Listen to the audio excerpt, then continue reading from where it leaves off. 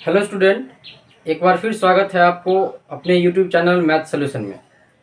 तो हमने real number start किया था और उसमें जो टॉपिक था कुछ बाकी भी रह गया था।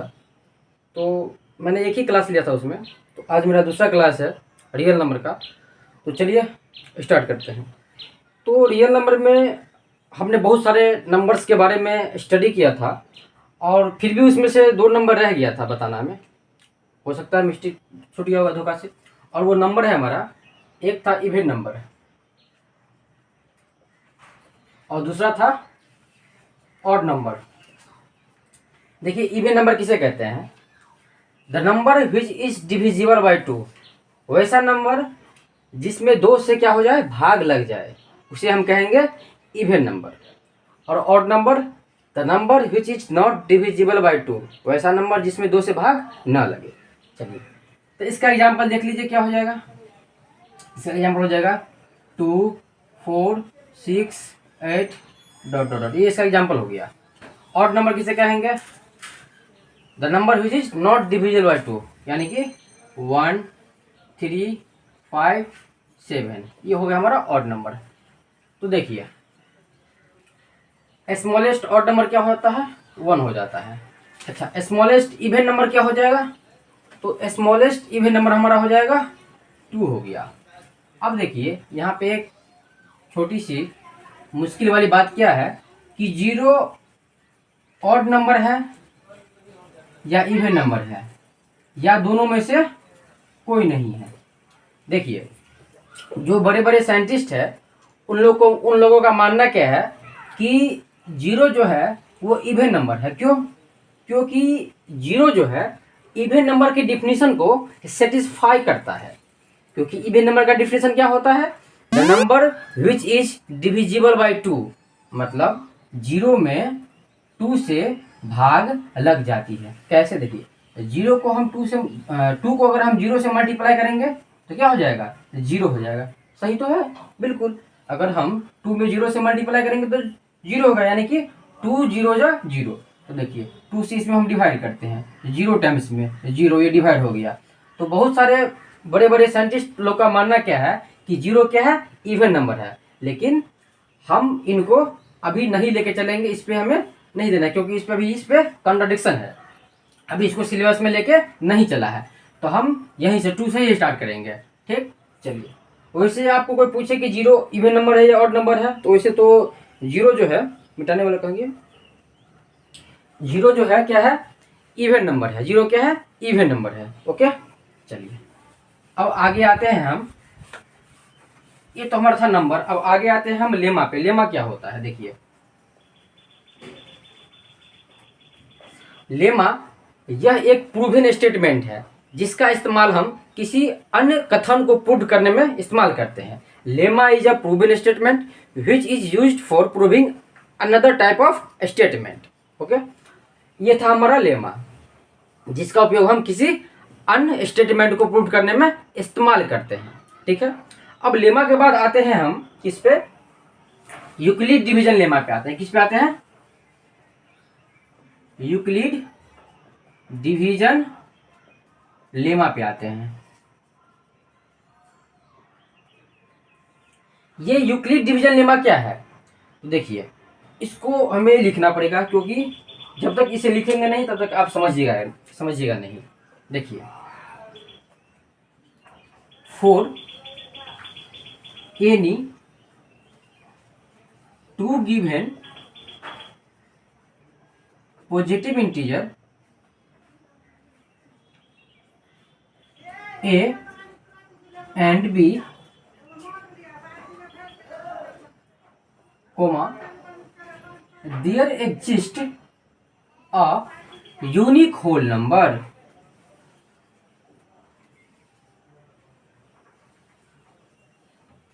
q and r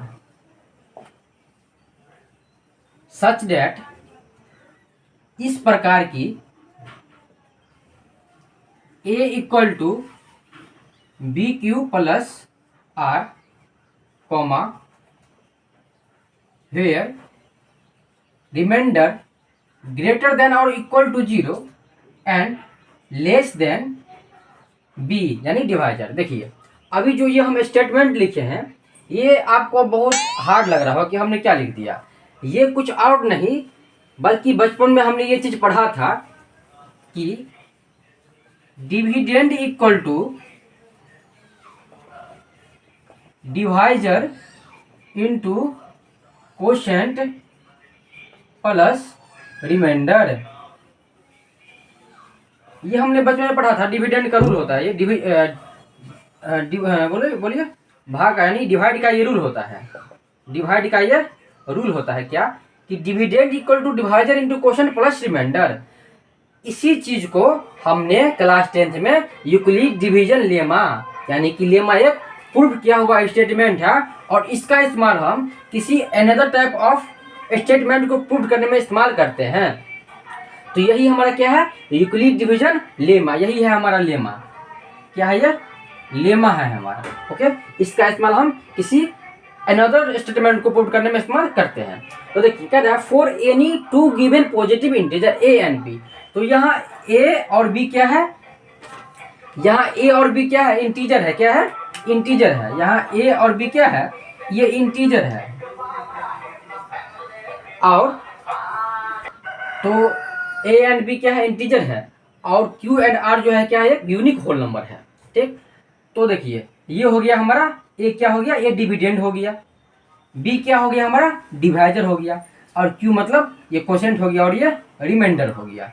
ये क्वोशिएंट हो गया, ये रिमाइंडर हो गया, ये डिविडेंड हो गया, ये डिवाइजर हो गया। डिविडेंड मतलब जिसमें भाग देते हैं, डिवाइजर मतलब जिससे भाग देते हैं। ये क्वोशिएंट हो गया और ये रिमाइंडर हो गया। और रिमाइंडर हमेशा क्या होती है, रिमाइंडर थोड़ी ना माइनस में होती है। तो रिमाइंडर हमेशा जीरो से बड़ी या जीरो के बराबर होती है और डिवाइजर से छोटी होती है रिमाइंडर। ओके, जैसे देखिए हम 5 से डिवाइड देते हैं, 5 से हम डिवाइड देते हैं 36 में, तो क्या होगा, 5 7 जा 35। देखिए क्या हो जाएगा, 1 बच गया। तो ये जो 1 है, 1 ये क्या हो गया, डिवाइजर से छोटी हो गई। तो देखिए ये मतलब ये रिमाइंडर है। क्या है, ये रिमाइंडर है। तो रिमाइंडर क्या है, डिवाइजर से क्या है, छोटी है और जीरो से बड़ी है या जीरो के बराबर है। तो देखिए 1 क्या है, जीरो से बड़ी है। और यहाँ पे अगर जीरो नहीं, जैसे यहाँ पे हम 35 ले लेते हैं, तो यहाँ पे क्या हो जाएगा, जीरो हो जाएगा। तो या तो रिमाइंडर जीरो के बराबर होगा या जीरो से बड़ी होगी और डिवाइजर से छोटी होगी। तो ये था हमारा क्या, यूक्लिड डिवीजन लेमा। ठीक, तो चलिए अब आते हैं हम, चलिए हाँ चलिए देखिए, तो अब बात करते हैं हम कि एल्गोरिथम क्या होता है। एक हमारा इसमें टॉपिक है एल्गोरिथम। तो देखिए एल्गोरिथम क्या होता है।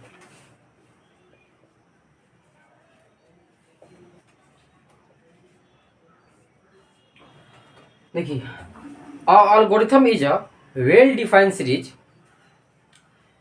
एल्गोरिथम क्या है, एक वेल डिफाइंड सीरीज है जिसका इस्तेमाल हम इस एल्गोरिथम का इस्तेमाल भी हम किसी सर्टेन टाइप ऑफ प्रॉब्लम्स को ही सॉल्व करने के लिए करते हैं। तो इसका डिफिनेशन क्या लिखेंगे, algorithm is a series of well defined steps which is gives a method for solving certain types of problems. एक बार फिर से सुन लीजिएगा, algorithm is a series of well defined steps which gives a method for solving certain types of problems. Okay, ये हमारा algorithm था। अब algorithm के साथ साथ एक टॉपिक है हमारा यूक्लिड डिवीजन एल्गोरिथम। क्या था हमारा, यूक्लिड डिवीजन एल्गोरिथम।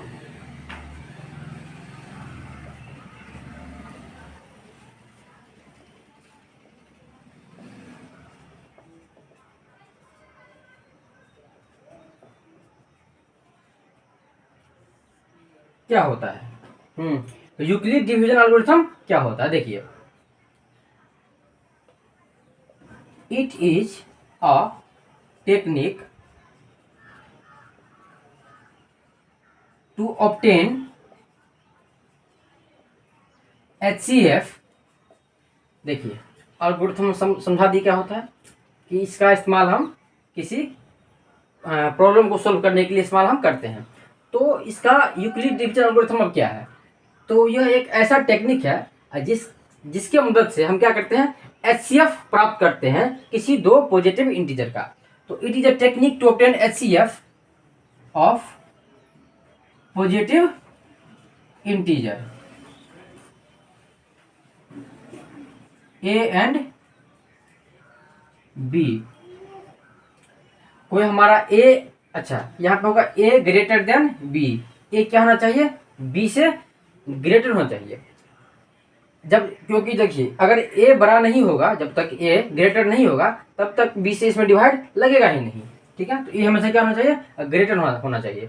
जैसे एनसीईआरटी का एक्सरसाइज 1.1 का फर्स्ट क्वेश्चन देखिए क्या कह रहा है कि हमें एचसीएफ निकालना है। किसका क्वेश्चन कहा गया, किसका निकालना है, 135 एंड 225 का, 135 का एंड 225 का, इस दोनों का हमें क्या निकालना है, एचसीएफ निकालना है। किसका इस्तेमाल करके, यूक्लिड डिवीजन एल्गोरिथम का इस्तेमाल करके। तो देखिए यहाँ पे हम क्या करेंगे, यहाँ लिखेंगे let a equal to 225 and b equal to 135। देखिए जो ग्रेटर था उसको हमने क्या माना है, उसको हमने माना है ए माना है, और जो स्मॉलर था उसको मैंने बी माना है।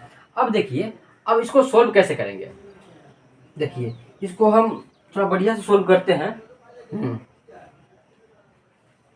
देखिए इसको हम थोड़ा बढ़िया से सोल्व करते हैं। ओके,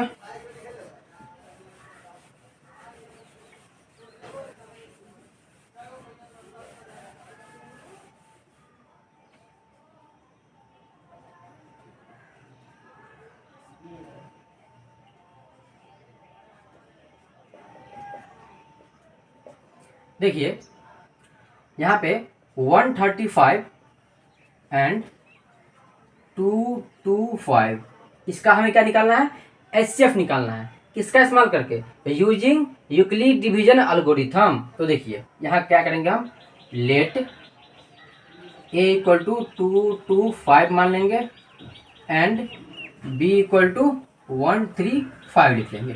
अब देखिए क्या करेंगे हम, 135 से हम क्या करेंगे, डिवाइड करेंगे किसमें, 225 में। तो देखिए 135 वन टाइम इसमें कितना आ जाएगा, 90। हाँ, अब देखिए यहाँ पे क्या हो, रिमाइंडर 0 नहीं आया, तो क्या करेंगे हम, अब डिवाइजर को, इस डिवाइजर को हम यहाँ लाएंगे। क्या करेंगे बोलिए, वन टाइम इसमें क्या आ जाएगा, 45। फिर से रिमाइंडर क्या आया, 0 हमारा नहीं आया। जब तक रिमाइंडर 0 नहीं आएगा तब तक उसको हम छोड़ेंगे नहीं, डिवाइड करते हुए जाएंगे, डिवाइजर को बार बार यहाँ लाते चलेंगे। अब देखिए डिवाइजर को फिर से यहाँ लाते हैं, 45 टू जा 90, क्या आ गया रिमाइंडर, 0 आ गया। क्या आ गया रिमाइंडर हमारा, 0 आ गया। अब जितना प्रोसेस हमने किया, अब इसको यहाँ हम क्या करेंगे, लिखेंगे। कैसे लिखेंगे, तो देखिए यहाँ लिखेंगे स्टेप 1 में, क्या लिखेंगे, स्टेप 1 में लिखेंगे on dividing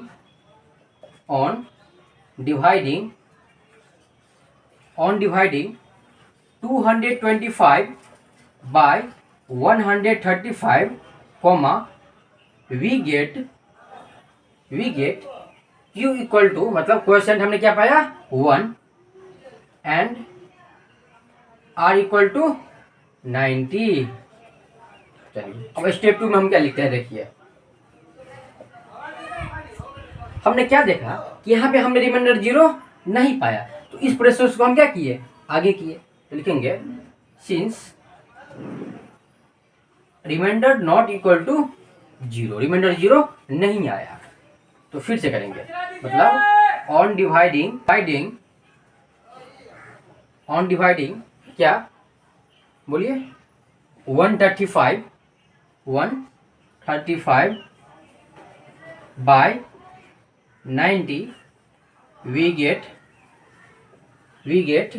45, we get Q equal to 1 and remainder equal to 45। जब मैंने 90 से 135 में डिवाइड दिया तो हमने क्वोशेंट 1 पाया और रिमाइंडर 45 आया।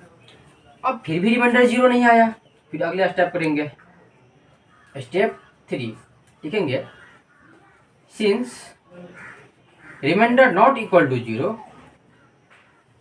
फिर से ऑन डिवाइडिंग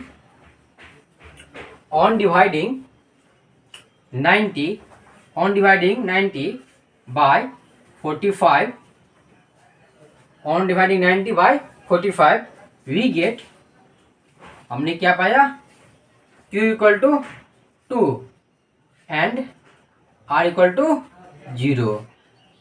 अब हमने क्या देखा कि रिमाइंडर हमारा क्या आ गया, 0 आ गया। रिमाइंडर क्या आ गया हमारा, 0 आ गया। अब यहाँ पे लिखेंगे, अब यहाँ पे क्या लिखेंगे, the remainder becomes 0, the remainder becomes 0। Remainder हमारा क्या आ गया, 0 आ गया। रिमाइंडर क्या आ गया हमारा, 0 आ गया। So our procedure becomes stops. इसलिए जो हमारा स्टेप्स था, जो हमारा प्रोसीड्यूर था इस बनाने का, वो क्या हो गया, ये स्टॉप हो गया। मतलब यही तक रुक, जैसे रिमाइंडर 0 आ गया, हमारा प्रोसीड्यूर क्या हो गया, स्टॉप्स हो गया। ओके, अब यहाँ लिख देंगे हेंस HCF ऑफ क्या था, 135 and 225 equal to last divisor ही हमारा क्या होगा, रिमाइंडर होगा, तो 45। तो इसी तरीके से इसमें जो तीनों सवाल है, 3 या 4 जितने भी सवाल हो, उसको हम इसी मेथड से इसको हम बनाते चलेंगे। अच्छा, इसमें आप चाहते हैं तो एक स्टेप और जोड़ सकते हैं, और वो क्या, देखिए यहाँ ऐसे कर देंगे और इसको लिख देंगे क्या कि 225 equal to 225 equal to 135 into 1 dividend equal to divisor into quotient plus remainder, ऐसे कर देंगे। ठीक, इसको ऐसे हर एक स्टेप में कर देंगे तो और अच्छा और बेटर लगेगा।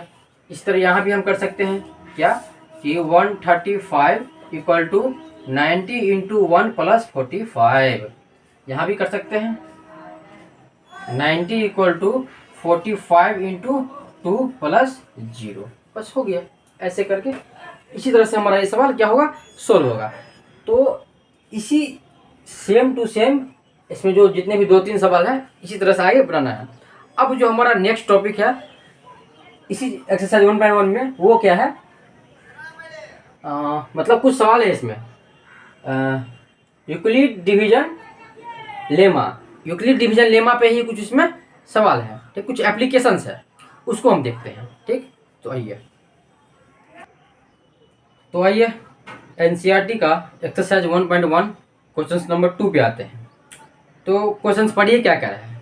क्वेश्चन कह रहा है, so that any positive odd integer each of the form 6m + 1, 6m + 3 और 6m + 5 where q is some integer. कह रहा है जितने भी पॉजिटिव ऑड इंटीजर है, जितने भी पॉजिटिव ऑड इंटीजर है, उसका फॉर्म कैसा है, मतलब वो किस फॉर्म में रहता है। तो देखिए कह रहा है 6m, क्या कर रहा है, 6m + 1, 6m + 3, 6m + 3, 6m + 5। ये क्या है, जितने भी पॉजिटिव इंटीजर है उन सब का फॉर्म किस तरह है, 6m + 1, 6m + 3 और 6m + 5। मतलब जितने भी पॉजिटिव इंटीजर है सब इस फॉर्म में रहता है। तो इसको आपको प्रूव करके दिखाना है कि वास्तव में जितने भी पॉजिटिव इंटीजर है क्या इस फॉर्म में रहता है। तो आइए क्वेश्चन पढ़िए क्या कर रहा है और सॉल्यूशन पे आते हैं। ठीक,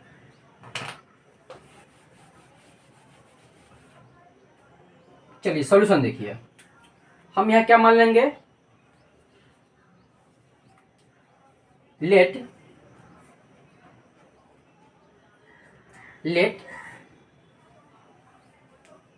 n be any arbitrary positive integer. हमने क्या मान लिया कि n आर्बिट्ररी का मतलब क्या होता है, अपने मन से, मनमानी, मनचाहा, जो भी मनाया वो। तो n को हमने क्या माना, आर्बिट्ररी पॉजिटिव इंटीजर माना। ठीक, अब क्या करेंगे हम, ऑन डिवाइडिंग एन, अच्छा क्या था फॉर्म, क्या था 6m + 1 6m + 3 और 6m + 5 इस फॉर्म में था।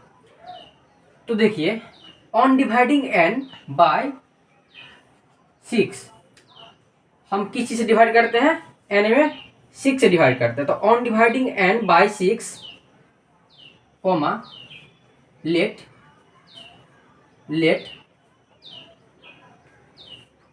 m be the quotient and r be the remainder, then by Euclid's division lemma, Euclid division lemma के अनुसार n इक्वल टू, n को हमने क्या माना है, आर्बिट्ररी पॉजिटिव इंटीजर माना है। तो n इक्वल टू क्या हो जाएगा, बोलिए, हमने n को 6 से डिवाइड किया है तो क्या हो जाएगा, बोलिए 6, और क्वेश्चन को क्या माना है हमने, m माना है, तो 6m + r हो जाएगा। कोई दिक्कत, ये हमारा आ गया। अच्छा कॉमा वेयर r की जो वैल्यू होगी वो r की, अच्छा इसमें डिवाइजर क्या है, तो डिवाइजर क्या है, m है, तो यहाँ क्या कर देंगे, m कर देंगे। यहाँ पे let m be the quotient, अच्छा डिवाइजर यहाँ पे क्या है 6 है, तो r की जो वैल्यू होगी वो क्या हो जाएगी, 0 से बड़ी या 0 के बराबर और 6 से छोटी, क्योंकि 6 यहाँ पे क्या है, डिवाइजर है हमारा। अब देखिए हम यहाँ पे क्या करते हैं, पुट r इक्वल टू 0 1 2 3 4 5, हम r की जगह ये सब वैल्यू पुट करते हैं। तो देखिए r की जगह हम ये वैल्यू पुट करेंगे तो n इक्वल टू क्या हो जाएगा, देखिए ये हमारा लेमा है, क्या है, लेमा है, इस क्वेश्चन का जो सॉल्यूशन है उसका ये लेमा है। अब देखिए तो n इक्वल टू हम r की जगह पहले 0 पुट करते हैं, तो देखिए 6m हो जाएगा, कॉमा अब हम 1 पुट करते हैं इस इक्वेशन में, तो n इक्वल टू क्या हो जाएगा 6m + 1, अब 2 पुट करते हैं तो 6m + 2, अब 3 पुट करते हैं तो 6m + 3, अब 4 पुट करते हैं तो 6m + 4, और अब 5 पुट करते हैं तो 6m + 5। अब देखिए यहाँ पे कि 6 हम पहले क्या पुट किए हैं, 0 पुट किए हैं, फिर 1 फिर 2 3 4 5, देखिए यहाँ पे 0 2 और 4 ये तीनों, देखिए तो 0 पुट किए तो ये आया है, 2 पुट किए तो ये आया है, और 4 पुट किया है तो ये आया है। तो यहाँ लिखेंगे but 6m, 6m + 2, 6m + 4 gives the even value. Even हमें क्या दे रहा है, ये हम 0 पुट किए तो 6m आया, 2 पुट किए तो 6m + 2 आया, और 4 पुट किए तो 6m + 4 आया। तो ये सब हमें इवन वैल्यू दे रहा है, but 6m + 2 6m + 4 gives the even value, ठीक। लेकिन हमें 6m + 1 6m + 3 और 6m + 5 क्या दे रहा है, हमें ये तीनों क्या दे रहा है, हमें ऑड वैल्यू दे रहा है। क्या दे रहा है, ऑड वैल्यू दे रहा है। लिखेंगे 10 इस प्रकार 6m + 1, 6m + 3 और 6m + 5 gives the odd value, gives the odd value, therefore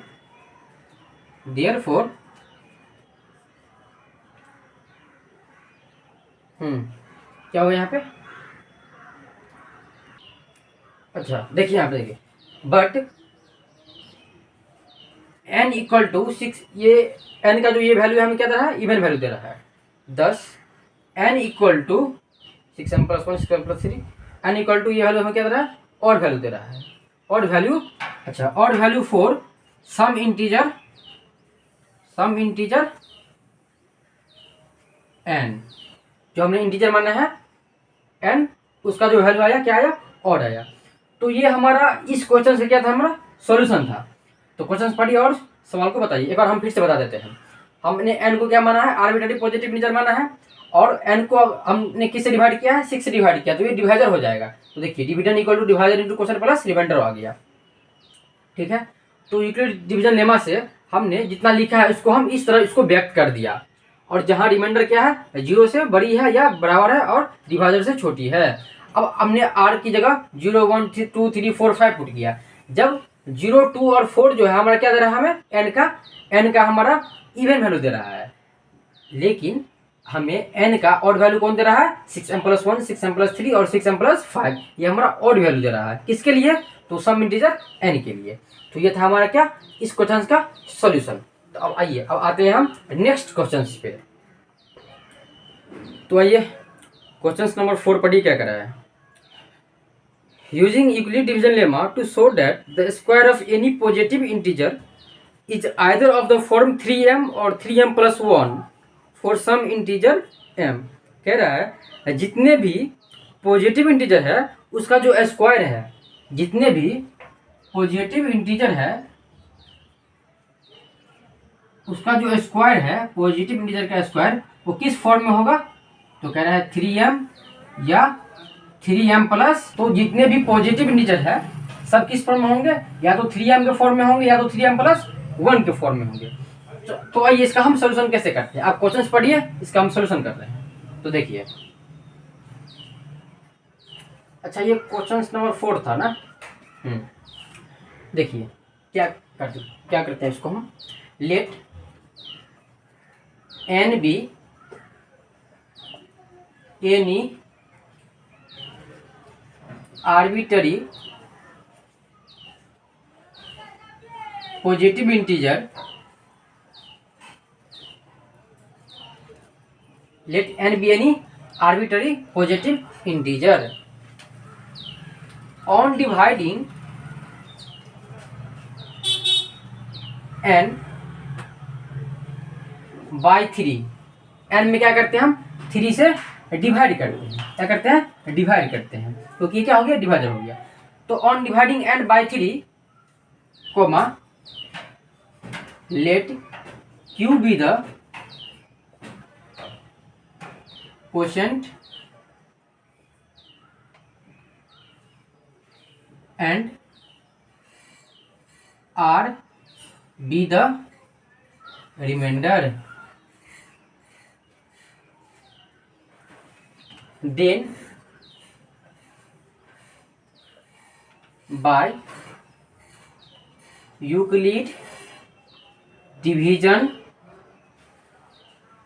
lemma, Euclid division lemma के अनुसार हम क्या देखते हैं, n इक्वल टू 3, क्वेश्चन क्या है, q और रिमाइंडर क्या है, r, वेयर 0 से बड़ी या 0 के बराबर हो जाएगा हमारा क्या, रिमाइंडर, और 3 से हो जाएगा छोटा, ठीक है। अब हमें क्या कर रहा है कि पॉजिटिव इंटीजर का हमें स्क्वायर इस फॉर्म में और इस फॉर्म में होना चाहिए। चलिए तो दोनों साइड हम स्क्वायर करते हैं, n का स्क्वायर। अब इस साइड अगर दोनों साइड स्क्वायर करेंगे तो क्या हो जाएगा, 3q का स्क्वायर, तो क्या हो जाएगा 9q square, a square plus b square plus 2ab, तो 2 3 जा 6qr, ये हो गया हमारा। अब क्या कर लेते हैं हम, अब यहाँ से हम कर लेते हैं केस 1। देखिए केस 1 में क्या करते हैं हम, पुट r इक्वल टू 0, या हम r की वैल्यू 0 पुट कर लेते हैं। तो r की वैल्यू हम 0 पुट करेंगे तो n स्क्वायर इक्वल टू क्या हो जाएगा, 9q स्क्वायर।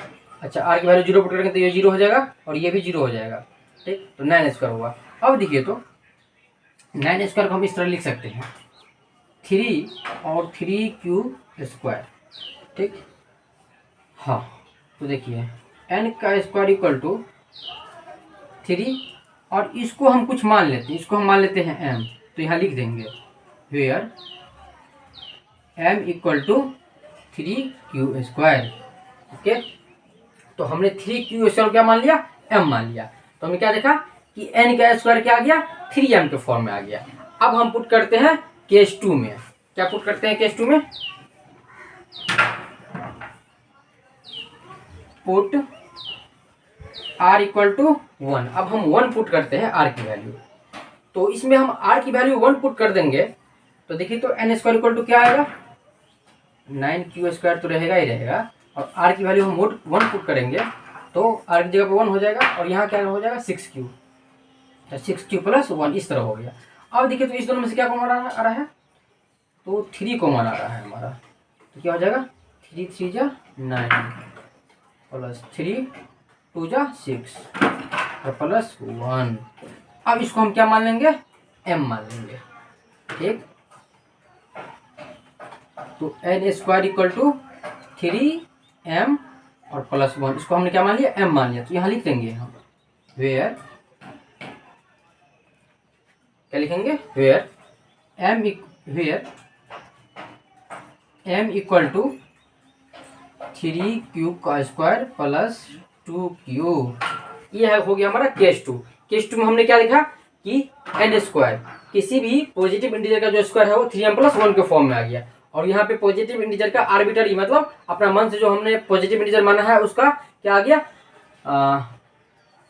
क्या आ गया 3m के फॉर्म में आ गया, और यहाँ 3m के प्लस के फॉर्म में आ गया। एक और लेके देखते हैं, मतलब अब हम बनाते हैं यहाँ पे केस 3। क्या बनाते हैं, केस 3 बनाते हैं। ठीक है, तो यहाँ पे हम करते हैं पुट r इक्वल टू 2, यहाँ 0 पुट किए हैं, यहाँ 1 पुट किए, यहाँ 2 पुट किए हैं।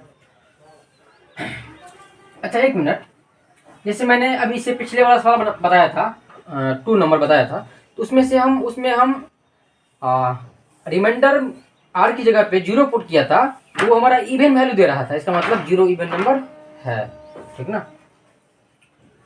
तो देखिए put r equal to 2, r की वैल्यू हम इसमें 2 पुट करेंगे इसमें, तो देखिए n स्क्वायर, इस इक्वेशन में r की वैल्यू हम 2 पुट करेंगे, तो देखिए यहाँ से देखिए n square equal to 9q² plus, देखिए r की वैल्यू 2 पुट करेंगे हम, तो 2 6 या 12q हो जाएगा ना, 12q, और ये 2 2 जा 4 हो जाएगा, प्लस का 4। तो देखिए तो यहाँ 9q² प्लस 12q, इस 4 को हम लिख सकते हैं, क्या पता है 3 या +1 ऐसे लिख सकते हैं, बिल्कुल लिख सकते हैं। तो देखिए अब देखिए इतने में से क्या कॉमन आ जाएगा, तो 3 कॉमन आ जाएगा, तो 3q² प्लस 4q प्लस 1, और यहाँ +1 तो है। अब देखिए यहाँ लिख देंगे n का स्क्वायर इक्वल टू 3, और इसके बदले में हम क्या लिख देंगे m, और +1 तो ये वाला है। अब यहाँ पे हमें लिखना पड़ेगा कॉमा डाल के कि हमने m के बदले क्या लिया है, 3q² प्लस 4q प्लस 1। तो हमने क्या देखा यहाँ पे कि जितने भी पॉजिटिव इंटीजर है सब किस फॉर्म में है, 3m के फॉर्म में है, या तो किस फॉर्म में आया 3m के फॉर्म में आया, या 3m + 1 के फॉर्म में आया। अगला ले लेंगे, अगला हो सकता है 3m के फॉर्म में आ जाए, ठीक ना। तो हम 2-3 करके देखते हैं, ज़्यादा स्टेप करेंगे तो फिर बस हमें 2-3 में करके दिखा देना है कि इतना इसी के फॉर्म में आएगा, इसके अलावा ये किसी फॉर्म में नहीं आएगा। और सवाल कह भी रहा है कि इसी फॉर्म में आएगा, प्रूव करके दिखाइए। तो देखिए हमने क्या देखा, therefore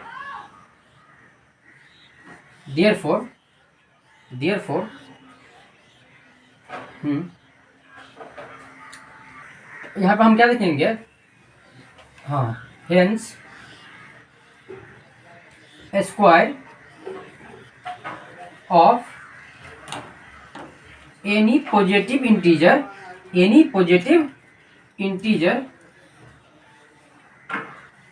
is of the form 3m, 3m + 1, मतलब ये इसी फॉर्म में हो सकता है। चलिए अब आते हैं हम नेक्स्ट क्वेश्चन पे। ओके, तो क्वेश्चन नंबर 5 पढ़िए क्या करा है।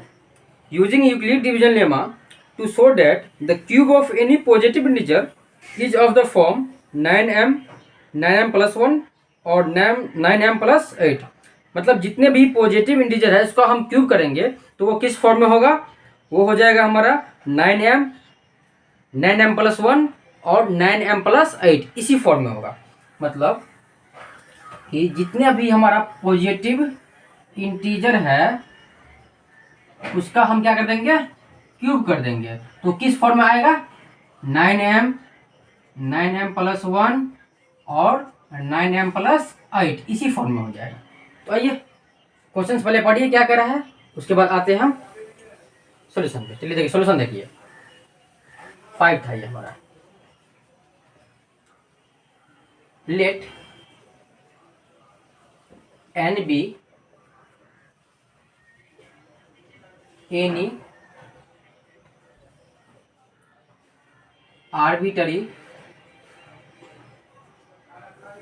Positive integer, let n be any arbitrary positive integer on dividing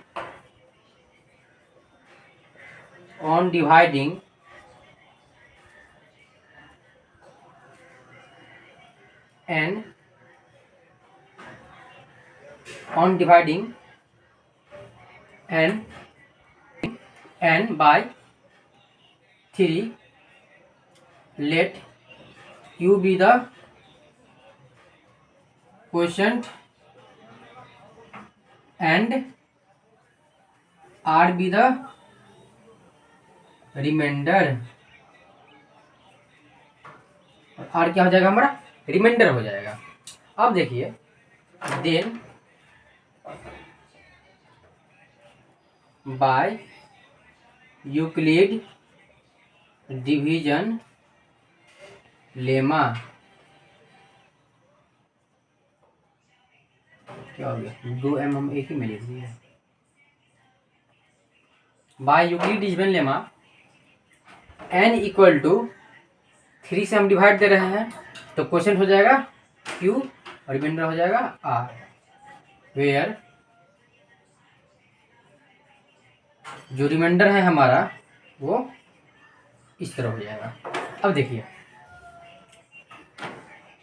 हमें क्यूब करना है और वो 9m प्लस 1 और 9m प्लस 8 इस फॉर्म में आएगा। तो क्यूब कीजिए तो हो जाएगा n का क्यूब इक्वल टू, चलिए a क्यूब तो हो जाएगा 27 क्यूब का whole cube plus b cube plus 3ab, क्या हो जाएगा 3ab,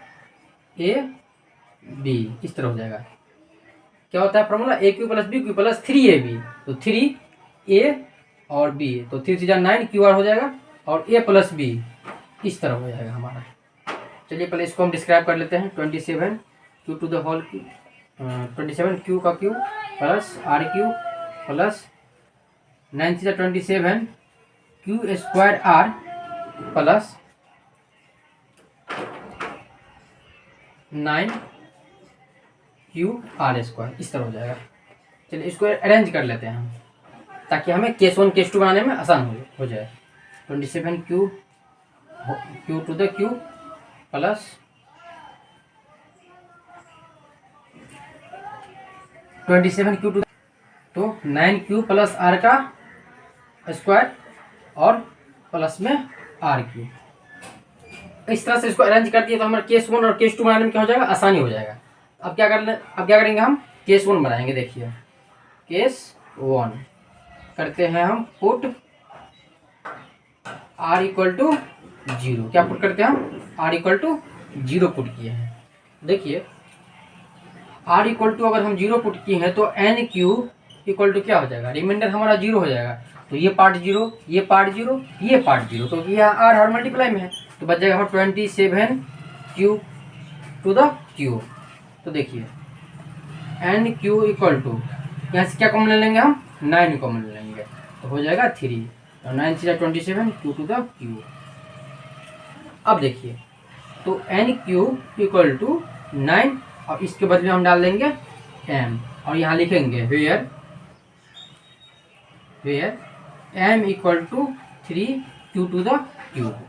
ओके, तो ये आ गया हमारा 9m के फॉर्म में आ गया। हम r इक्वल टू 1 पुट किए हैं। तो अब बनाते हैं केस सेकेंड।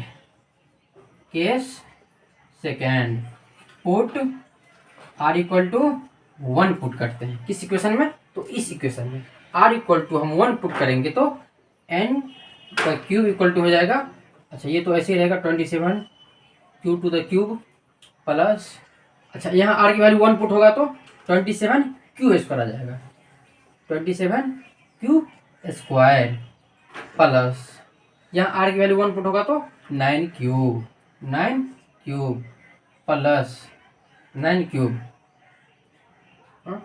1 पुट किया तो 9 क्यूब बच गया ओनली, ब्रैकेट और प्लस में क्या है 1 का क्यूब क्या हो जाएगा 1 ही हो जाएगा। देखिए यहाँ से क्या कॉमन आ जाएगा, यहाँ से 9 कॉमन आ जाएगा, तो 9 कॉमन आ जाएगा तो 3 9 0 27, फिर यहाँ भी क्या हो जाएगा 9 3 27 और 9 यहाँ से कॉमन नहीं गया तो यहाँ पे क्यूब बच गया, यहाँ पे +1 बच गया। तो आपने क्या देखा, इसके बदले में हम क्या ले लेंगे m ले लेंगे और प्लस का 1 ये वाला, और यहाँ पे हम लिख देंगे क्या लिखेंगे कि m equal to 3q to the cube plus 3q square plus q। Okay, अब हम क्या कर लेते हैं केस थर्ड करते हैं। देखिए केस थर्ड में क्या हो जाएगा, हम पुट r इक्वल टू 2 करेंगे। पुट इस इक्वेशन में हम r की वैल्यू 2 पुट करेंगे तो n to the cube equal to क्या हो जाएगा 27 q टू द क्यूब तो रहेगा ही प्लस, अच्छा r की वैल्यू हम 2 पुट किए हैं तो 2 को जब 27 से मल्टीप्लाई करेंगे तो 54 याद रखिएगा, और q to the square plus यहाँ 2 पुट करेंगे तो स्क्वायर है तो 2 2 जा 4 4 9 जा 36 और हो जाएगा क्यूब। ठीक है, चलिए प्लस 2 पुट किया की वैल्यू तो 2 2 जा 4 2 जा 8। देखिए इस तरह अरेंज कर लिए हैं तो हमें केस 1 केस 2 बनाने में थोड़ी आसानी महसूस हो रही है। अब देखिए तो क्या कॉमन ले लिया यहाँ से हम 9 कॉमन लेंगे तो 9 3 जा 27 q to the cube plus 9 6 जा 54 9 4 जा 36 प्लस 8। देखिए यहाँ क्या कर लेंगे हम, इसके जगह पे इसका वैल्यू क्या ले लेंगे हम m ले लेंगे प्लस 8 और यहाँ पे लिख देंगे where m equal to 3q to the whole cube plus 6q square plus 4q। ठीक है, अब हमने यहाँ क्या देखा, हेंस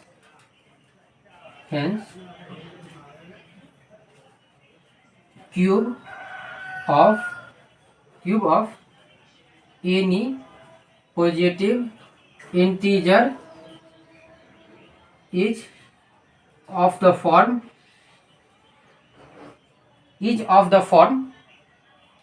9m, क्या देखे 9m प्लस 1 9m प्लस 8। देखिए यही लेना था हमको 9m प्लस 1 9m प्लस 8, तो 9m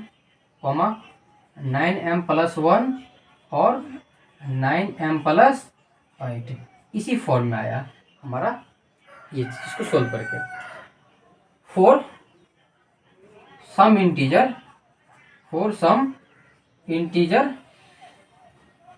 n, उस इंटीजर को हमने क्या माना था n माना था। चलिए ये क्या था हमारा क्वेश्चन नंबर 5। आइए नेक्स्ट क्वेश्चन पे आते हैं। ओके, तो आइए एक इसमें क्वेश्चन हमारा छूट गया था, कौन सा क्वेश्चन नंबर 3 है। देखिए क्या कह रहा है, an army contingent of 616 members is to march behind an army band of 32 members in a parade.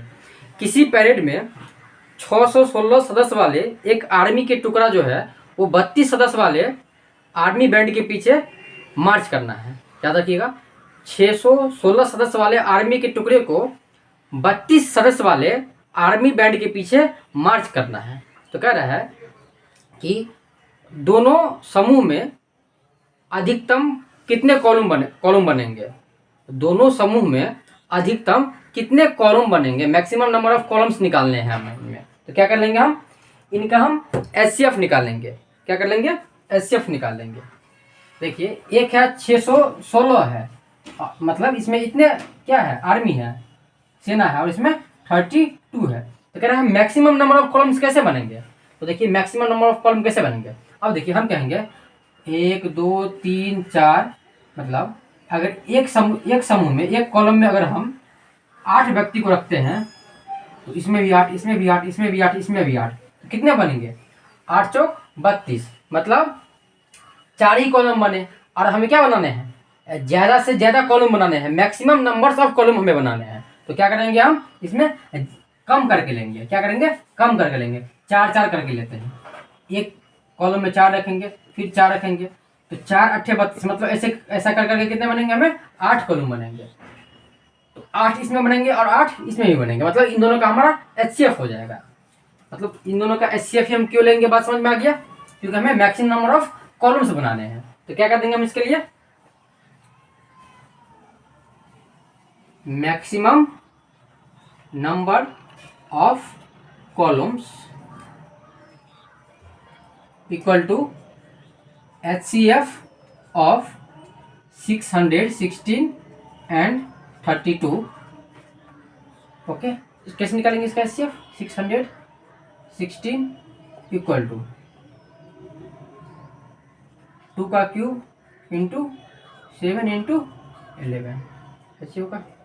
अब देखिए 32 का, तो 2 का क्यूब हो जाएगा 8, और फिर 2 टू द होल क्यूब, 2 का स्क्वायर, तो 2 का भाग 32 हो जाएगा। सही है।